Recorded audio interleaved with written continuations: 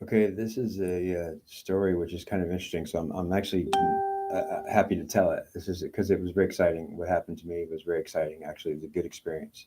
So this was a very one of my favorite things that ever happened to me. Actually, my whole life ever. Um, isn't it kind of ironic that happened when the devil and Satan were chasing me down the street? And understand that what I'm talking about here is absolutely real. All this is real. Um, well, I mean, you'll know it is if you talk to them. Well, you can just ask them. Um, so I never was able to know who was chasing me or who was talking to me in my head. I would know what I was being told by what entity. I didn't know the difference between this entity or that entity or a good one or a bad one.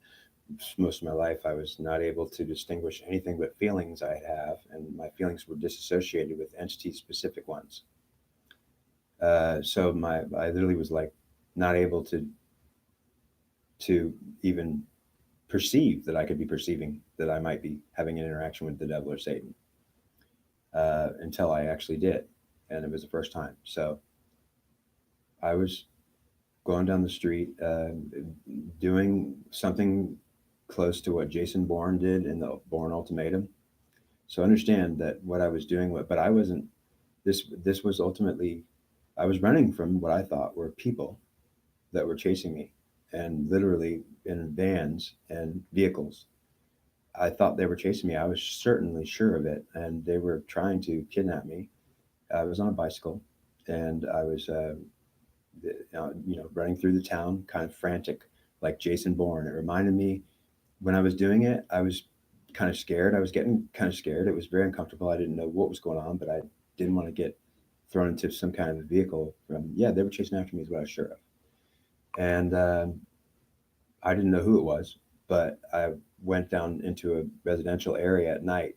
So this was an area that was just a bunch of houses, residential area houses and neighborhoods where there's no businesses, just residential only. And I went on my bike down these streets, and I was being chased by these vehicles. I literally tell you, they were vehicles chasing me, and they were trying to head me off, corner me, and ultimately going down side streets. They were going through alleys and everything. And I was just blown away, like, who in the hell could be possibly trying to do this to me, right? And I got to the point where I wanted to be unseen because I literally there was too many of them. Like I didn't think that I could take maybe a couple guys, but ultimately, like I thought, like I had a big chance of getting actually taken. So my strength is pretty good, but understand that ultimately, what I felt like was, you have to get out of sight now, like really this minute. And so I went into someone's front yard, and it was a very bushy front yard. And I sat down behind, and I went into the bushes with my bike. I took it into the bushes, right into the thick of the bushes. So I just literally ran into someone's front yard bushes in their house, and got into those bushes really deeply, and they were real thick.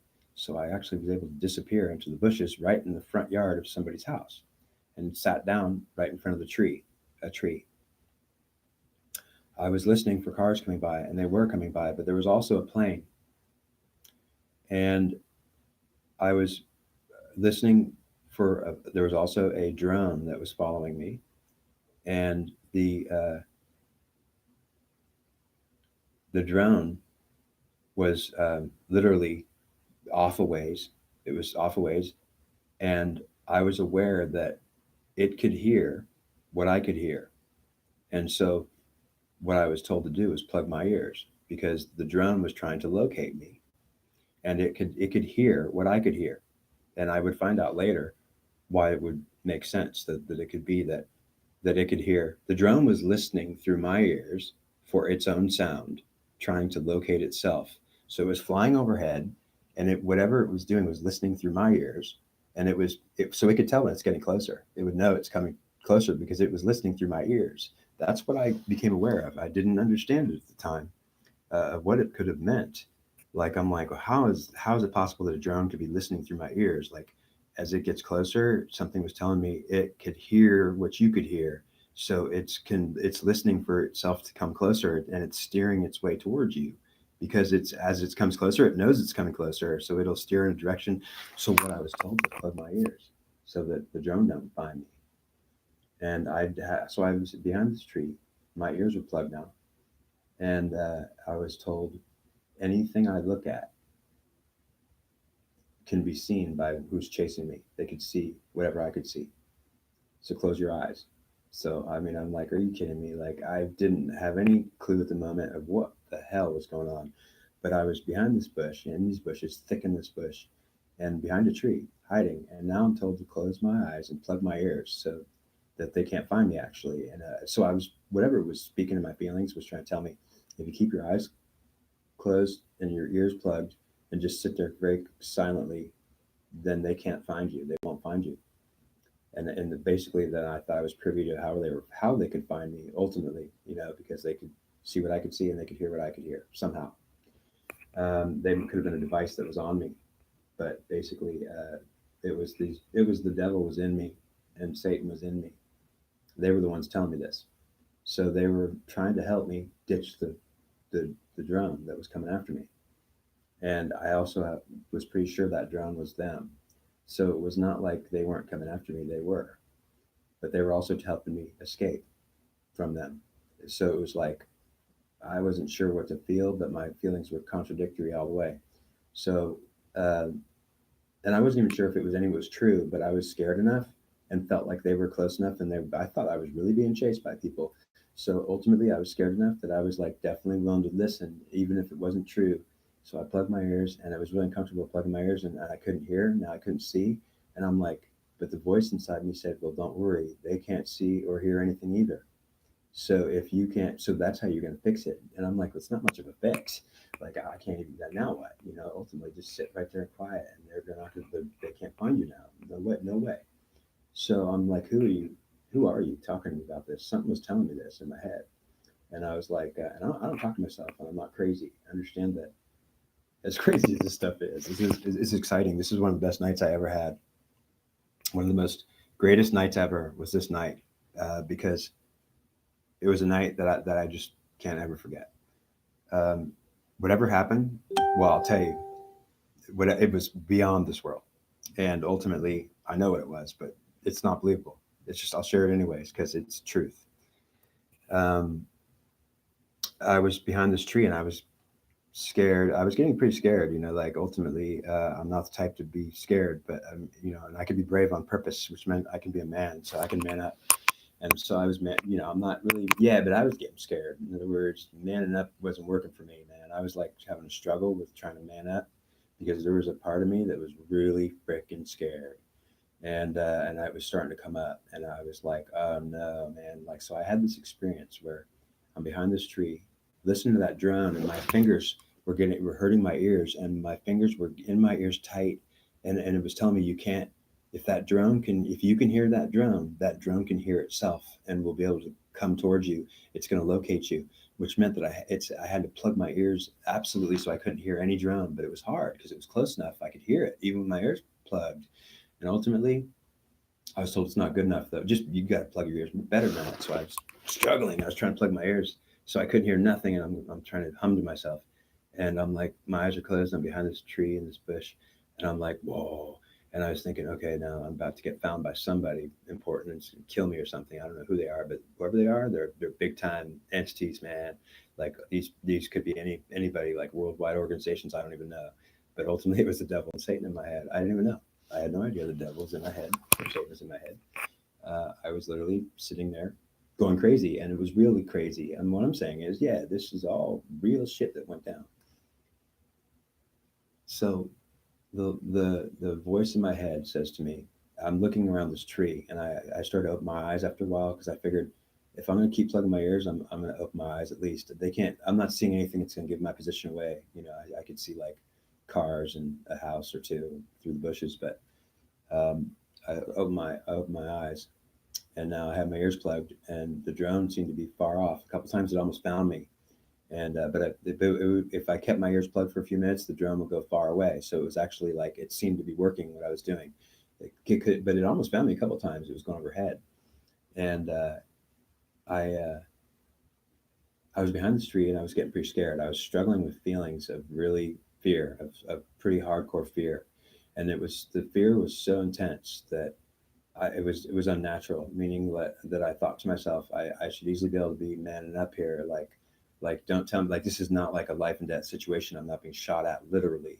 So I thought that to myself, like I was trying to tell myself to calm down. I'm not being shot at literally.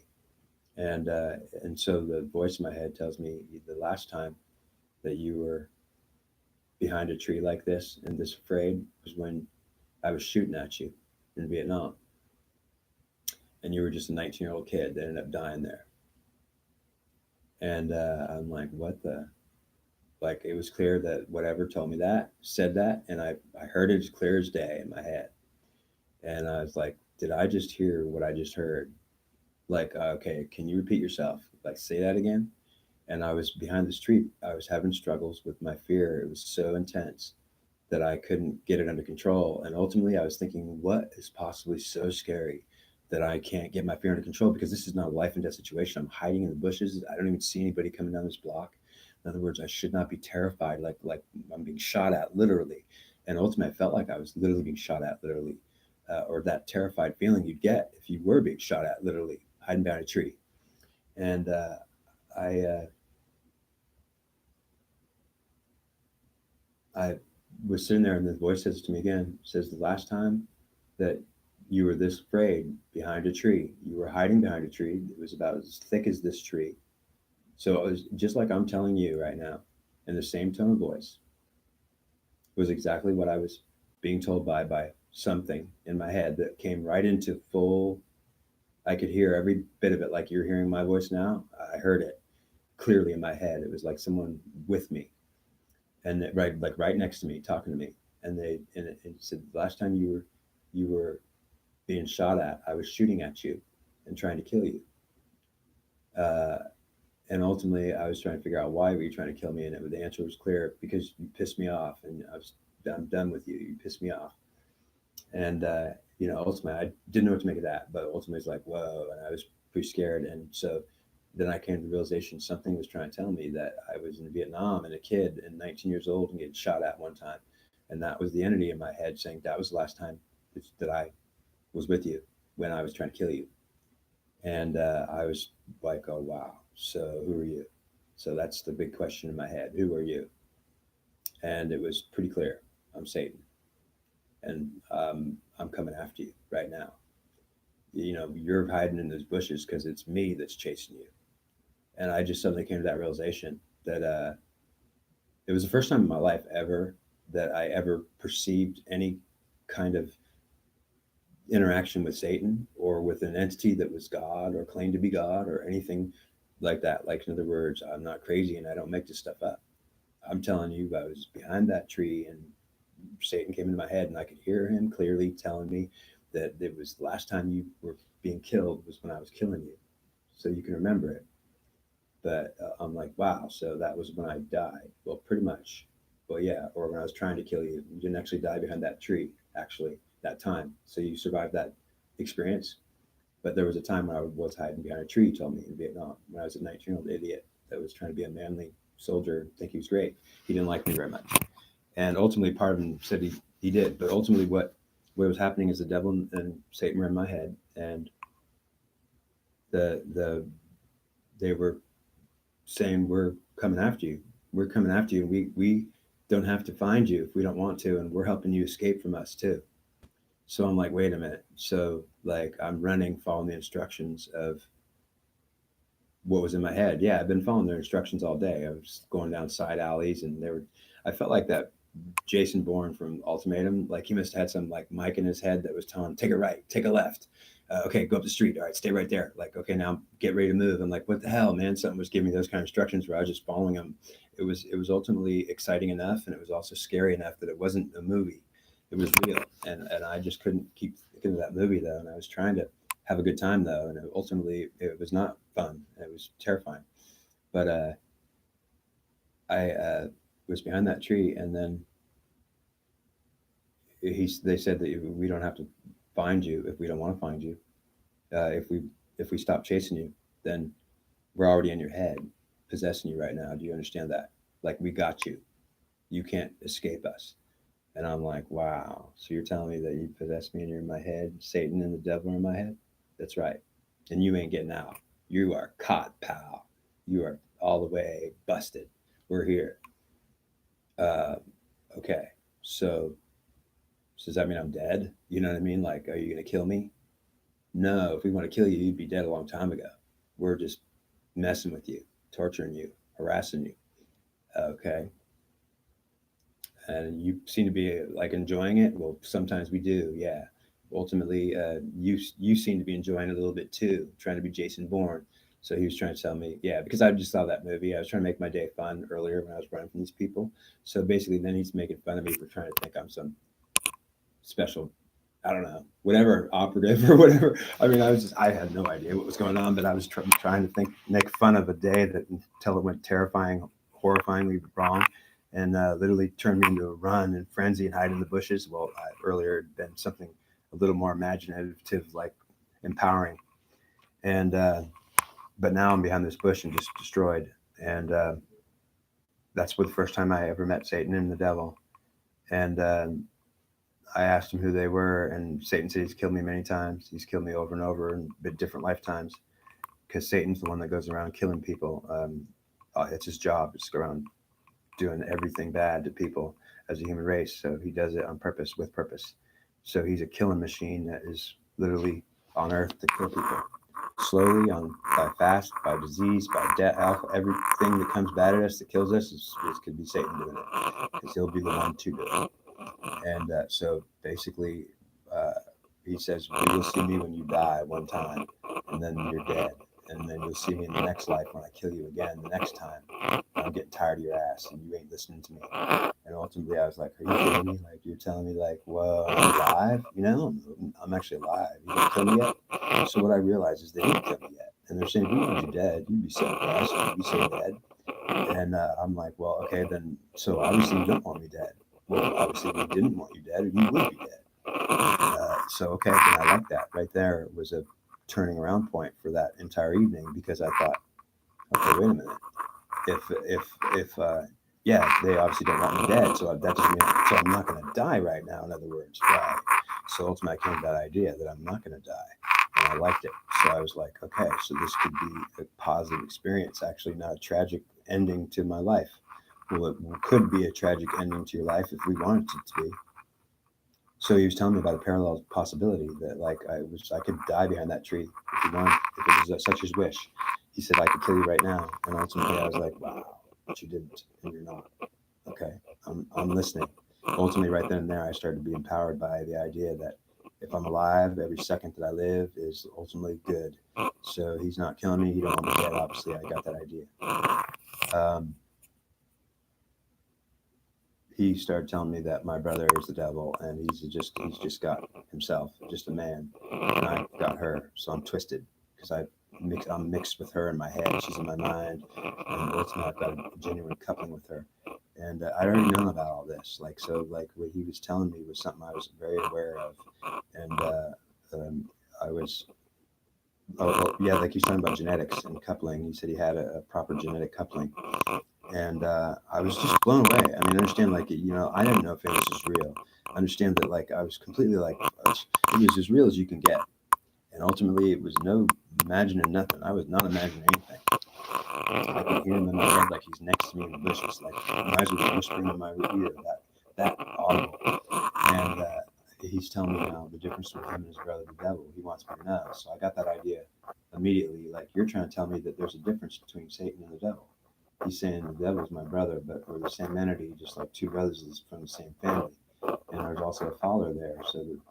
But the father is not here. And so the two brothers are. And ultimately, they're also one entity, not two entities, because they're a family as one entity. And I'm like, wow, so you actually want to teach me this stuff, don't you? And I knew right there, he was the teacher. He was teaching me. And he'd already done it before. And I suddenly realized, you are the one teaching me all this stuff, aren't you? Well, who else do you think it would be? It could be someone else, but yeah. So that moment, I realized that a lot of the things I was being taught all this time by something in my head, I didn't know what it was. I thought maybe it's God or goddess. Ultimately, maybe it's me remembering some past lifetime. So maybe it's some part of my brain I unpartitioned. I have no idea, but I was learning stuff from something. And I suddenly realized it was him that was teaching me all this, because he started talking about the coupling and he's talking about genetics now. I'm like, that's what you were telling me before, but I didn't know it was you. Well, yeah, now you do. And so I suddenly realized, wait a minute, Satan is not the type to teach me stuff, is he? Well, that's what I was thinking to myself. Like, you're a teacher. You're definitely my teacher, aren't you? Well, yeah, yeah, that was the answer. Yes, I've been teaching you everything you know. Boy. And ultimately, I'm like, well, I've been learning from Satan. I didn't even know that. I thought it was God. And he says, I am God. Are you kidding me? You say you're God. No, I am God. I am the God of this world. I have nothing to do with that heaven up there. So that's not mine, that heaven. This is all mine. It's mine, oh mine. And ultimately, okay. So then I realized that they not only weren't going to kill me, but they were now, they were in my head tons of times, man, because I know that they've taught me all this stuff. And he's starting to tell me about the genetics. So I'm suddenly realizing, wait a minute, you didn't just get in my head now this minute. You guys have been in my head for a long time, and you were my teachers teaching me. Ultimately, the devil didn't teach me much. The devil's not a teacher. And also, I didn't connect with the devil because he's a masculine only, which doesn't have her. And I was trying to connect with the divine feminine. And ultimately, Satan has her and himself. So he says, I am my brother, the devil, and I have her with me. So I'm an entity mixed of feminine and masculine together. I'm Satan. I'm the God of this world. And I was like, wow, that's okay. Whoa, that's understandable. So you're saying the devil's like your brother, but he doesn't have her, right? He doesn't have any femininity, and he's masculine only. So the personality of the devil was very different from Satan's. Satan was a pauser and a thinker, and he would, like, Satan doesn't talk fast, or also he thinks he's doing some interaction, and now I know what it is. Like, whatever was coming from him was coming from two sources from him. And then the devil's just a completely different personality, because he's just himself. He's not her. He doesn't think of her. He doesn't need to talk to her or ask her opinions on anything that he thinks. So he's not getting her input ever. He doesn't need her input. He doesn't want her input. He doesn't consider it important. So that understand that what I just understood there was pretty prophetic.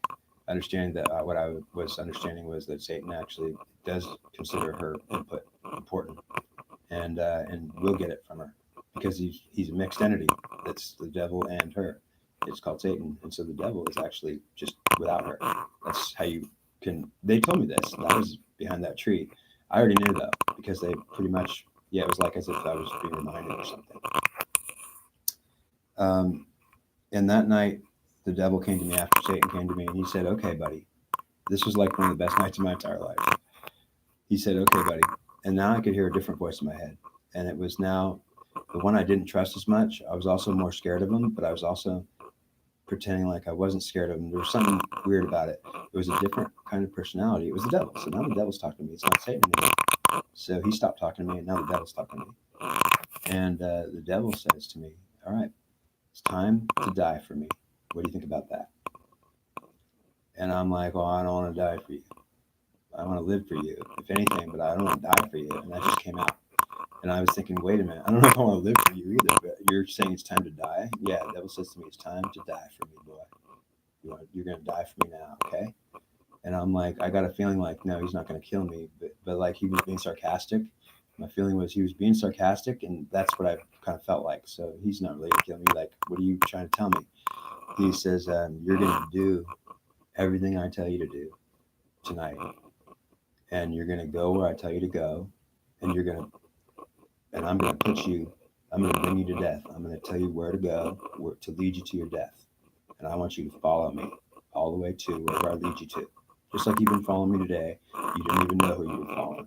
Now you know who you're following, and I want you to continue to follow me. So I'm going to tell you, when I get you out of this bush in a minute, I'm going to tell you which direction to go, grab your bike, which direction to go, and walk in, and I'm going to lead you to death and bring you to death, to a place called death. Do you want to come? I was like, no, but I mean, my obvious answer was no, I didn't want to come to it. No, I don't want to die. I'm not going to do it. Like, I was thinking, but he's saying, you're going to do it or you're going to die now. And I was like, whoa, okay, so you're going to kill me now? And I got this sarcastic feeling like he's not really meaning that. So my feeling was he's just being sarcastic. Like I felt safe next to him. Actually, I mean, what I was feeling was you're not being serious with me. Like you're kind of like being like a dad that's like threatening his son to kill him, but he's not really going to do it. His son knows it. Kind of like that feeling. You're like it's your uncle saying I'm going to kill you, and you're like, no, you're not. So I kind of felt like that was the way it was. Like you must be my uncle or something, huh? Because you're not really going to kill me. He's like, well, I'm telling you, I'll kill you right now. I'm not your uncle. And but I also felt that was also sarcastic. That yes, you are my uncle, and I wasn't going to argue it though. And so I said, I'll do it. Fine. So are you going to leave me to die? Actually, no. I'm going to lead you into life. And so he said, but I want you to trust me, and I have to lead you into. You have to follow me wherever I lead you to trust me, you have to prove 100% that you're willing to go anywhere I tell you, walk into any bad situation, and I'm going to put you in at least 3 or 4 today, tonight. So the first thing I got this idea was he was going to bring me to some bad part of town where the freaking people are in the back alleys. He's saying we're going to find the worst alley, and we're going to go right to that gangster and say hi to him. Whatever we're going to do, you're going to do it, or I'm telling you, I'll kill you. And ultimately, I'm like, well, yeah, okay, uncle, I'll do it. Yeah, of course I'm going to do it. And I'm thinking, man, I don't know. I was scared. I definitely don't want to just, okay, but he said, at least you know you're following now, right? So I was following you before. I didn't even know it. Right. So then I was kind of like suddenly realizing that, like, wait a minute. He didn't kill me before. He's not been killing me all this time. He's not going to kill me now. So he wants me to trust him and actually know who I'm following and do it. Trust. Yeah, he wanted me to consciously follow him, knowing who he was. He's saying, now I'm going to lead you, and you're going to know who I am leading you. And I'm telling you, I'm going to bring you in some bad situations. But he said, if you follow me and you do what I tell you, 100%, he said, I'll protect you, and I'm going to let no one hurt you. I'm the devil. There's nobody that will dare screw with me if they want to live. And ultimately, even if they don't want to live, they won't dare screw with me because they don't want to be tortured to death. And I'll do it. So ultimately, what I was feeling was that's true. Like if you got the devil on your side and he likes you, well then you are one blessed person, guaranteed. And ultimately, I felt like not like blessed. Well, I did. I felt like, damn, if my uncle's a devil and he's telling me, yeah, I mean, who can hurt me? Nobody can because he's the worst, most feared enemy in the cosmos, and even the gods would be afraid of him. So ultimately, I felt protected right away, and I decided to do whatever he wanted. I was committed right then and there because I just wanted to see what he's going to do. I didn't know if I was going to live, but I had a feeling that he wasn't going to kill me. There was some little secret whispering in my ear saying, "Don't worry, if you just do what you're told and trust him, you will not only live, but you will actually like it." So I didn't know what that all meant, but it turned out I loved that night. It was one of my favorite ever. So he told me on the count of 5, I want you to get up off this tree. And so I was terrified behind that tree. You have to understand that when it culminated to the point of being behind that tree, I was terrified. Literally, I was scared in a hyperventilating panic. I thought people were chasing me, trying to kill me. Ultimately, I was in a panic, in a sweaty panic, and behind there, I was having a huge issue. And when suddenly I'm talking to them for 15, 20 minutes behind that tree, they're telling me what I just described to you. And then he says to me, now I'm going to tell you to get up on the count of 5. And he says, you just grab your bike. Don't look around you. Just get up and just make it like you're just moving along, like you live here and everything's fine. Take your time and don't look around. And so I'm like, okay, on the count of 5. And then he counted 5.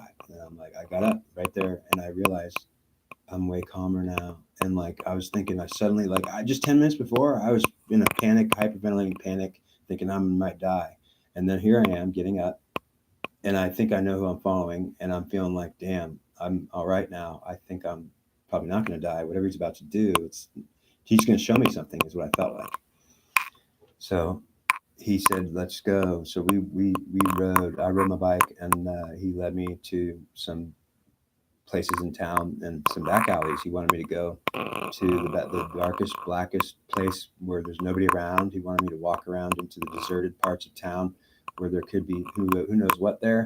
But he was just leading me into the darkness, into the side of a mountain. He led me up a side of a hill in the middle of the night. I'm climbing up a mountain climbing. Can't even see. He's saying, don't worry. If you fall and die, then it's because I want it want you to, so you don't need eyes. And so I'm walking through the dark and the bushes, and I can't even see if I fall off a cliff. I can't see nothing. He's saying, if there's a cliff there and I want you to be dead, well, then you're falling. And if he said, no, I don't want you to stop. I want you to walk fast. And there's no cliff in front of you, I'm telling you. So I'm walking, and I'm thinking, man, I can't see anything in here, man. Like, I can't see, it's pitch black at night. I can't see anything. I'm on the side of a hill. There could be like a big ravine here. I could fall right into a hole, man. There could be anything here. And I'm trying to fight those feelings of, like, he's saying, walk fast. So I'm walking fast. And he's saying, there's no cliff in front of you unless I say so. So he's making me walk fast through the bushes in the middle of the night on the side of a mountain. And I'm way, like, probably several hundred yards from any kind of civilization doing this. And he's having me trudge fast through the darkness to see if I'll fall. And he wanted me to see if I'll fall. He says I won't fall if he doesn't want me to fall. But he says that I better do it and fall if I do fall. And he says you won't fall. I guarantee it. If anything I'm saying is right, you're not going to fall. So I'm like, are you kidding me? You're really going to do this? Like, we're going to find out. So if I do fall, then you're wrong. Like, everything you said is wrong. That's right.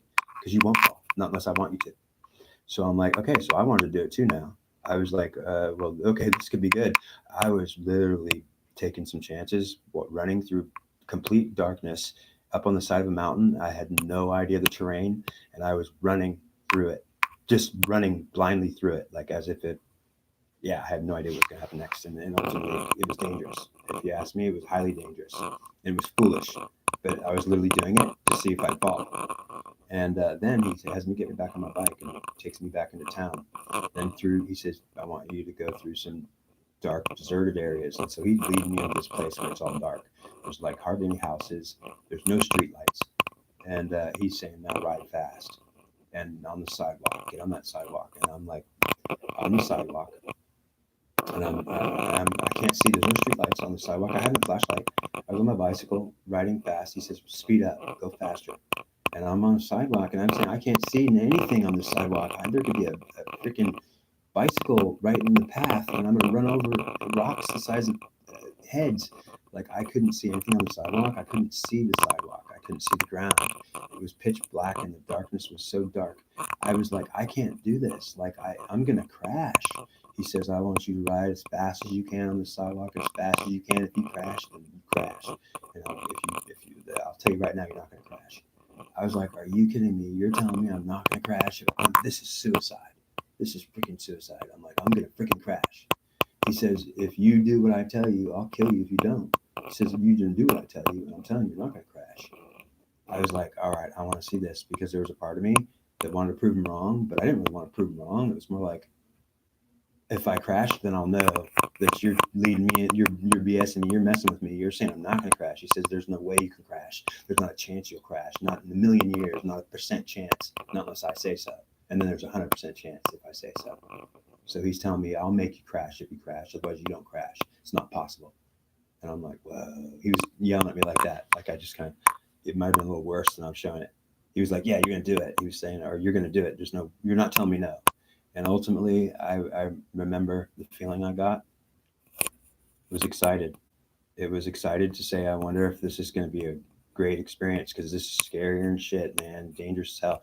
I sped up through this sidewalk, and I was going in parts of town that was so dark, and I couldn't see the ground at all, what was on it. And there was lots of stuff on it. So, like, I literally was in dangerous, absolute, and I was going at full speed on the bike. I was probably doing 25 miles an hour through these short little sidewalk areas. And go take a left through there. It doesn't matter what you hit.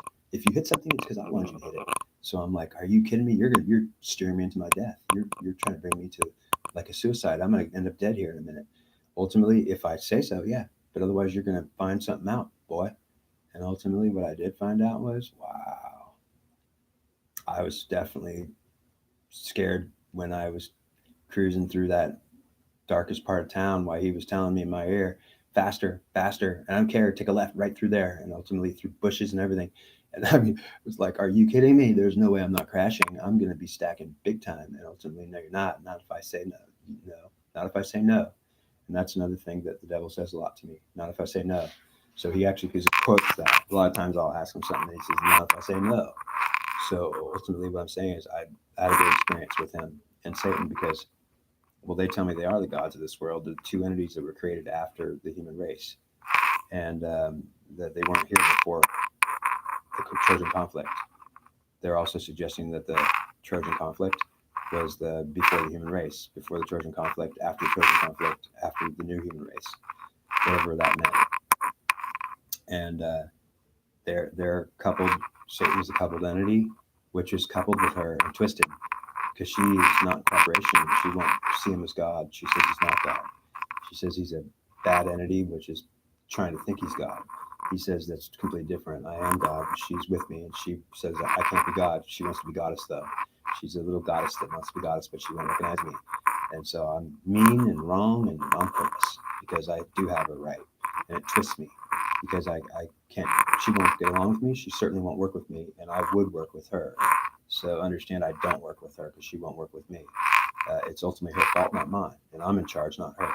So he said that he enslaved the women, and that the women are basically to not free. Women are not free. Basically, Satan, the devil, said they're ours, and they could cooperate, or yeah, we'll torture them or whenever we want, because they're basically not going to be any more in charge than they are now.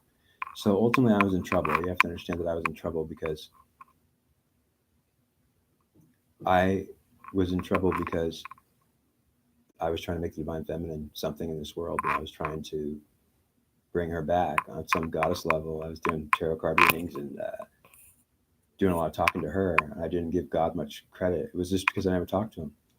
So understand that when you realize that what I was told was pretty profound. If you want to talk to God, well, certainly, do you think he's going to talk to you if he knows who he is and you don't? Do you think he's going to come around and talk to you? He said, why would I talk to you if you don't even know who I am? But understand who I am is who I am. And ultimately, you know who I am now. And I'm saying, well, that's what you're claiming to be. That's good enough for me. I claim to be the God of this world. Is there a God that steps in? So if there's a Jehovah up in heaven, and that heaven's up there. So when we're talking to Jehovah, well, I talk to Jehovah all the time, and I pray to Jehovah not all the time. Well, I mean, yeah, ultimately, he's not here. He's up there in that place. I'm down here in this place. So there's a father and a son, two sons. They're the same entity. And there's a God, Father God, that's up there, the good God that we call him. His name's Jehovah, or Zeus. He used to be Zeus, or you can call him whatever you want. But he's the head Father God, and he's not the sons, which means that the Satan and the devil are sons of the Father God. At least that's what they claim. And Satan says, go read the Bible. When it says that God was calling his sons and I showed up, what do you think I showed up for? And I didn't show up when he's calling his sons because I'm not a son. And ultimately, I agreed with that, because in the Bible it does say that God was calling forth his sons to gather before him, and Satan showed up, and God said, what are you doing here, Satan? And Satan said, from going to and fro on the earth. Ultimately, they don't say the details of that story, but the details are, well, yeah, he did show up when his father called him. And well, the idea is the fact that I haven't talked to Jesus a lot during all this time is disturbing. And but I've talked to Jehovah, and Jehovah not very many times. So Jehovah talks to me once in a while, but ultimately I talk to these bad entities that say that they're God, and they say, is there anybody that can contest me? So basically, it's like, no, I don't think anyone's going to challenge them for sure. So they're claiming to be gods, and ultimately, the God of Jehovah said, I'm not down there with them two boys of mine, and ultimately they're fighting over the world, but it's ultimately the third son of mine that they're fighting with, Jesus. So basically, Jehovah said he abandoned this world to his three sons, Satan, and ultimately, for whatever reason, this is literal or not literal, or makes sense or does not make sense symbolically, and an analogy that what I'm about to tell you is factual, if you ask me. And so ultimately, what I'm saying is that whether it's true or not, and it is true. What Jehovah told me was he's a loving Father God, Jehovah. I've only talked to him a few times.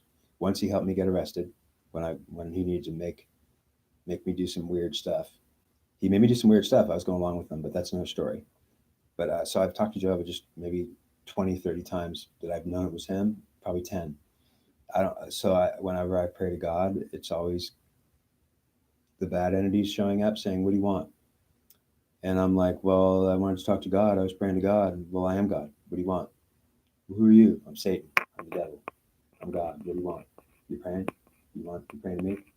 No, I was trying to pray to Jehovah up there." "Okay, I'm sure he heard you, but this is my way, and if if you die, you can go up to that heaven, and then you can talk to Jehovah. Right here in this world, you can talk to me." "Oh, okay. So if I pray to God, you're gonna come to me? Well, who else is coming to you? Weren't you praying a minute ago? Didn't I show up?" "Yeah, but how come Jehovah doesn't show up?" "Well, I'm telling you, he can hear you." So he told me this. He was telling me this. He says he can hear you, but he's not saying nothing. It's me saying something because this is my way. You don't skip me out of this. There's no skipping me out of this. I rule it. "Okay, great. All right. Well, I didn't mean to skip you out of it. I mean, if you're God of this world, I guess you are. I'm not going to argue with that." And ultimately, I didn't know what the truth was, but Jehovah made it clear to me that he left it to his three sons to fight over. And ultimately, Jesus got killed, nailed on that cross, and died on that cross, and his other two sons didn't die. And ultimately, Jesus' spirit's alive, and it was resurrected. So there's a whole new ball game there. But I don't even understand that whole ball game, I'll tell you right now, because whatever Jesus is and the resurrection and all that crap, I'm telling you, I have no idea about any of it because I've not been told about any of it. I certainly would like to know about it, and I've always wanted to talk to Jesus and prayed to him many times, but I've never got anything from him whatsoever. In fact, I'm told he's up in heaven with Jehovah, so he's up in that place, not down here in this place. So when I die, I can go talk to Jesus. This is what I'm told. And I'm thinking, what about now? I'm alive. No, you need to talk to him because you're not in heaven. That's where he is. Okay.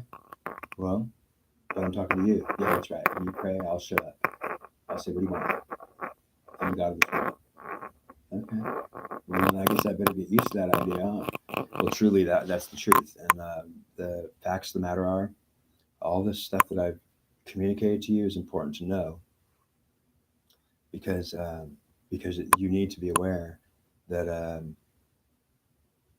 that the misunderstandings we're having in this world and all the conflicts we're having are a result of not knowing what I've been sharing.